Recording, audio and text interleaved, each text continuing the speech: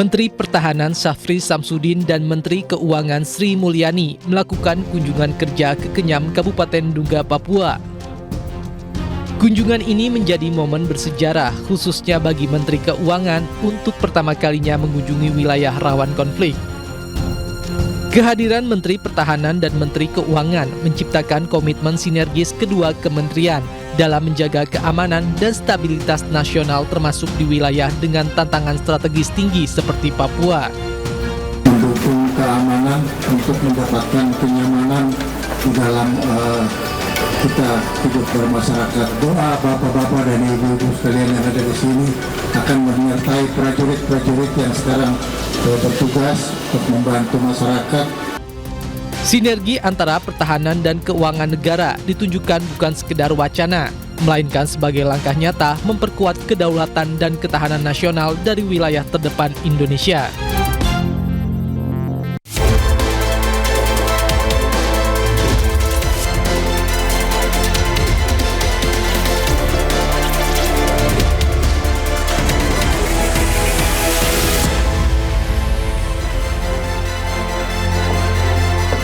Halo, selamat siang pemirsa. Ramai penambangan nikel di Raja Ampat. Pemerintah cabut 4 izin perusahaan tambang.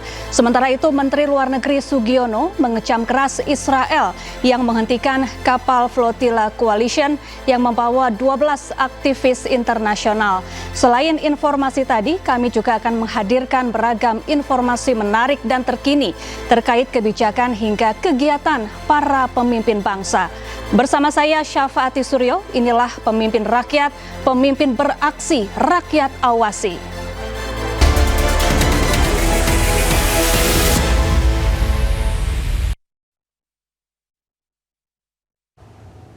Pemirsa, Presiden Prabowo Subianto memanggil Menteri ESDM Bahlil Lahadalia ke kediamannya di Hambalang, Bogor, Jawa Barat.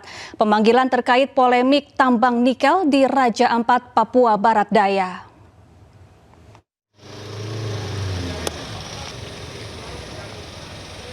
Tiga Menteri Kabinet Merah Putih mendatangi kediaman Presiden Prabowo Subianto di Desa Bojongkoneng, Hambalang, Senin kemarin.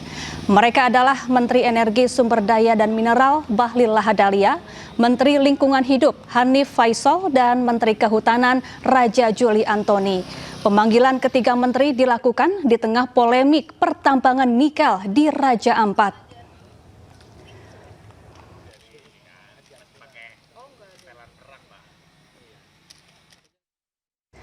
Ya, setelah rapat terbatas di Hambalang, pemerintah resmi mencabut 4 izin usaha tambang nikel di Raja Ampat, Papua Barat Daya. Pencabutan izin dilakukan usai meninjau langsung ke lokasi tambang dan ditemukan potensi kerusakan lingkungan. Kemarin, Bapak Presiden memimpin rapat terbatas, salah satunya membahas tentang izin usaha pertambangan di Kabupaten Raja Ampat ini. Dan atas petunjuk Bapak Presiden, beliau memutuskan bahwa pemerintah akan mencabut izin usaha pertambangan untuk 4 perusahaan di Kabupaten Raja Ampat.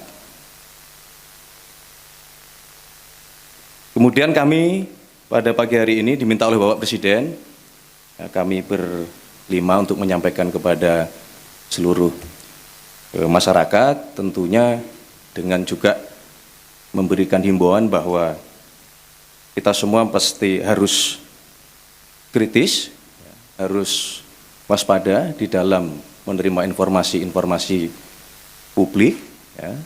Kemudian juga harus waspada untuk mencari kebenaran. Raja Ampat, ini sesungguhnya PT Raja Ampat, Pak Hanif. Jadi kalau kita lihat di media sosial, seolah-olah Payemo ini adalah pusat prawisatanya Raja Ampat. Ini geoparknya Raja Ampat.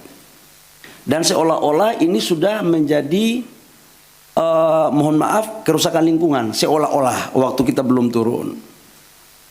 Nah, ini ada 5 PT, di mana PT Nurham, lokasinya di sini, PT Anugerah Surya Pertama di sini, PT KW Sejahtera Mining di sini, PT Mulia Raymond Perkasa itu di sini. PT Gag Nikel di sini. Saya langsung koordinasi sama Pak Seskap, sama Pak Mensesnek. Kemudian kami melaporkan kepada Bapak Presiden. Kemudian pada hari kemarin kami ratas.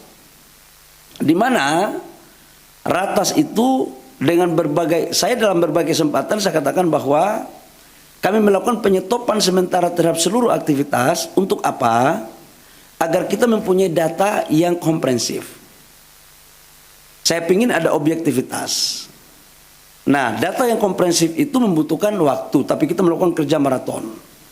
Kemudian kita melakukan ratas, dan juga dari LHK juga dari Kementerian Lingkungan Hidup menyampaikan juga bahwa memang dalam implementasi 4 perusahaan itu terdapat beberapa pelanggaran-pelanggaran dalam konteks lingkungan.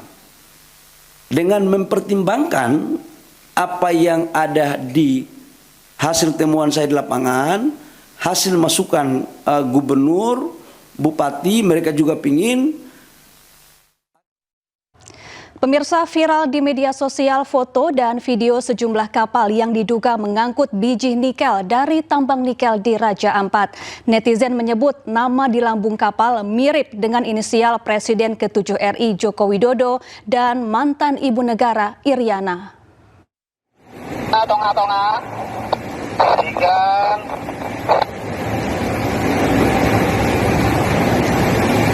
Pelan kasih maju lurus, Jokowi.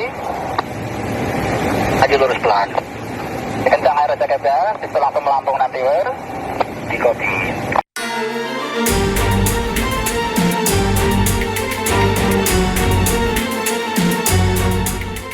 Media sosial diramaikan dengan foto dan video kapal diduga pengangkut biji nikel dari tambang nikel di Raja Ampat, Papua Barat Daya. Netizen menyebut nama di lambung kapal mirip dengan inisial Presiden ke-7 RI Joko Widodo dan mantan Ibu Negara Iriana, yakni JKW Mahakam dan Dewi Iriana. Namun belum ada bukti kuat terkait kepemilikan kapal yang dihubungkan dengan Jokowi dan kegiatan yang dilakukan kapal di lokasi tambang nikel. Sementara itu, dari data Direktorat Perkapalan dan Kepelautan Dirjen Perhubungan Laut Kementerian Perhubungan mengungkapkan ada 8 kapal dengan nama JKW Mahakam dan 6 kapal dengan nama Dewi Iriana. Kapal-kapal ini dimiliki oleh sejumlah perusahaan yang bergerak di sektor logistik dan pelayaran. Namun dari data Ditkapel Kemenhub tidak ada informasi terkait aktivitas kapal di tambang nikel Raja Ampat. Tim Liputan iNews melaporkan. Kantor maskapai Lion Group disidak Wamenaker atas dugaan menahan ijazah. Lantas apa hasilnya? Selengkapnya usai jeda.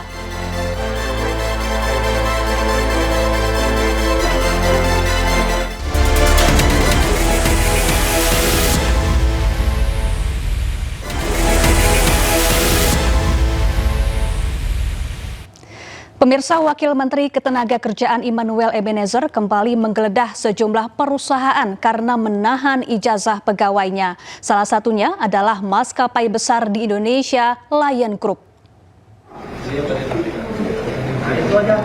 Maskapai Lion Group pagi ini didatangi oleh Wamenaker Immanuel Ebenezer. Kedatangannya untuk mengecek adanya laporan penahanan ijazah. Mereka datang bersama dengan pegawai dan mantan pegawai Lion Group. Kedatangannya diterima langsung oleh perwakilan perusahaan. Pertemuan ini membawa hasil, ijazah para pegawai pun langsung dikembalikan oleh perusahaan.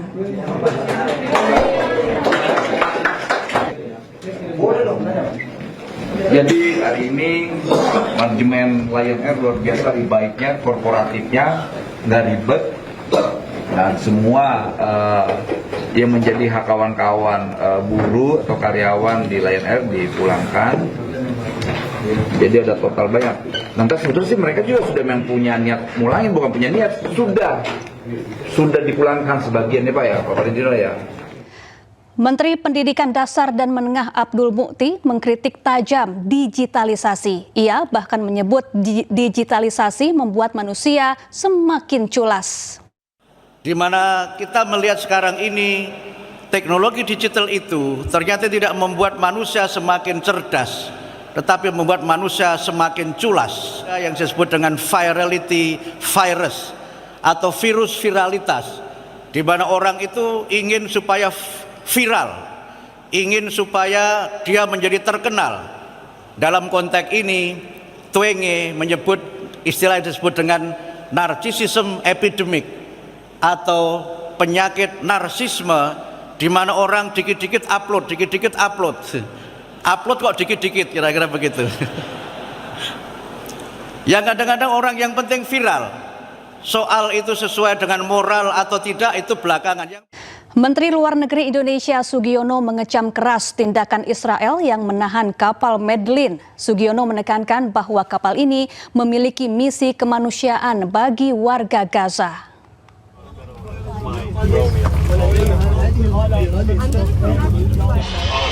Right now they're jamming our comms.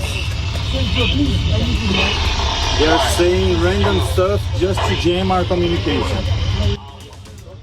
Koalisi Armada Kebebasan atau Freedom Flotilla Coalition melaporkan Israel membajak kapal yang membawa bantuan kemanusiaan. Saat ini komunikasi dengan para aktivis pun terputus. Detik-detik kapal mereka mendekati kawasan Gaza dan disebut kapal militer Israel pun terekam ponsel para aktivis. Kejadian ini terjadi pada Senin pukul 1.17 dini hari waktu setempat. Pasca pembajakan kapal, militer Israel mengunggah kondisi para aktivis dalam kondisi baik. Indonesia melalui Menteri Luar Negeri Sugiono mengecam keras tindakan Israel. Sugiono tekankan Israel melanggar aturan dengan menghentikan kapal Medlin. Menlu Sugiono juga pastikan untuk terus menekan Israel supaya membuka jalur bantuan Gaza. Dewan Keamanan PBB pun diminta bertindak tegas. My name is Greta Thunberg and I am from Sweden. If you see this video, we have been intercepted and kidnapped. Kapal Medlin membawa sejumlah aktivis yang berasal dari berbagai negara, salah satunya adalah Greta Thunberg, aktivis asal Swedia yang ditangkap oleh militer Israel di perairan internasional saat menuju Gaza. Pemirsa, usai jeda kita akan menyaksikan peluang Timnas Indonesia dalam pertandingan melawan Jepang sore nanti. Selengkapnya sesaat lagi, tetaplah bersama kami.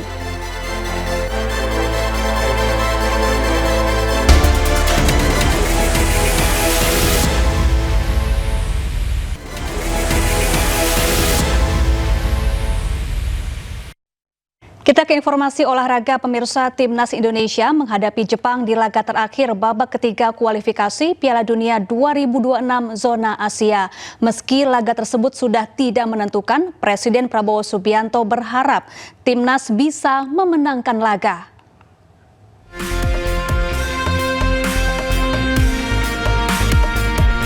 Timnas Indonesia akan hadapi Jepang di laga terakhir babak ketiga kualifikasi Piala Dunia 2026. Laga yang digelar di Panasonic Stadium Suita, Osaka, sudah tidak menentukan kelolosan kedua tim. Meski demikian, Timnas tetap memandang serius laga ini.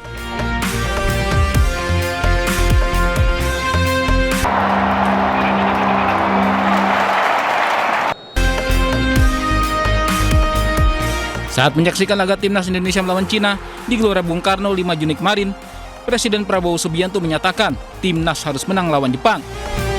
Meski perjalanan Timnas masih panjang, Presiden tetap berharap Timnas bisa mengukir sejarah tampil di Piala Dunia. Perjalanan masih ada tantangan ya. Kita harus menang lawan Jepang. Tapi insya Allah siapa tahu kali ini kita beruntung bisa masuk Piala Dunia. Siapa tahu. Oke? Terima kasih ya. Skuad Garuda telah mencetak sejarah dengan lolos ke babak 4 kualifikasi Piala Dunia. Namun perjuangan menuju putaran final Piala Dunia 2026 masih sulit, sehingga Timnas diminta untuk tidak jumawa. Tim Liputan iNews melaporkan.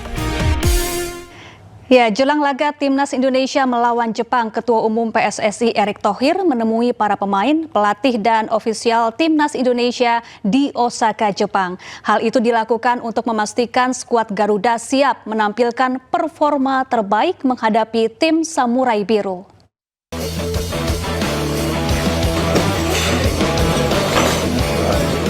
Ketua Umum PSSI Erick Thohir temani makan malam timnas usai latihan perdana di Osaka, Jepang. Dalam pertemuan ini, semua pemain timnas Indonesia dalam keadaan sehat tanpa cedera satupun. Erick Thohir juga memastikan para penggawa timnas Indonesia siap menampilkan performa terbaik untuk menjalani laga penting melawan timnas Jepang Selasa besok di Suita City Stadium Osaka. Diketahui timnas Indonesia berangkat ke Osaka dengan semangat positif dan strategi yang telah disiapkan. Tim Liputan iNews melaporkan. Pertandingan Timnas Indonesia melawan Jepang akan digelar sore nanti. Sebagian besar pecinta sepak bola tanah air pun mulai memberikan gambaran dan prediksi terhadap pertandingan. Berikut tanggapan warga. Menurut saya sih Indonesia bisa menang ya. Biarpun agak sulit dan challenging, tapi dengan semangat yang kemarin baru menang melawan China, ya saya masih positif lah, Indonesia bisa gitu. Indonesia-Jepang kayaknya 2-0 meskipun kayak ngelihat kemarin juga di lawan Cina ya. Meskipun Indonesia udah bagus ya, cuman ya kayaknya Jepang masih lebih bagus. Ya kemarin juga kayaknya cuma penalti doang. Ya harapannya supaya bisa menang. Cuman memang Jepang lebih jago ya dibandingkan Cina ya. Dapat 1 aja tuh udah luar biasa sih buat saya. Semoga menang ya, karena kan kemarin sama Cina udah menang tuh. Jadi kayak babat abis lah bulan ini. Ya 2-0 lah ya, bisa. Kayaknya prediksinya 2-1 lah. 2-1. Harapan untuk timnas ke depannya gimana? Semoga makin maju, solid, pokoknya semangat terus deh buat timnas. Apapun lawannya, walaupun berat ya, lawannya Jepang, ya lumayan lah. Pokoknya lebih maju lagi aja. Ya, meski telah lolos ke putaran 4 kualifikasi Piala Dunia 2026 zona Asia, Indonesia disinyalir akan merotasi skuad di tengah tekad mereka yang berusaha meraih hasil terbaik melawan Jepang. Sementara pelatih Jepang Hajime Moriyasu diprediksi melanjutkan eksperimennya saat menjamu skuad Garuda. Dan pemirsa, informasi ini sekaligus menutup Pemimpin Rakyat hari ini. Temukan informasi-informasi terbaru lainnya di www.inews.id. Saya Syafaati Suryo dan kerabat kerja yang bertugas pamit undur diri. Pemimpin Rakyat, pemimpin beraksi, rakyat awasi. Sampai jumpa.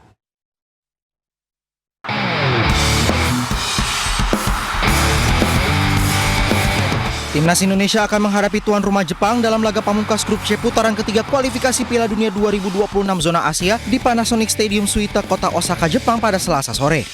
Laga ini memang sudah tidak menentukan kelolosan kedua tim. Pelatih Timnas Indonesia Patrick Kluivert membuka peluang untuk merotasi pemainnya demi menjaga keseimbangan tim.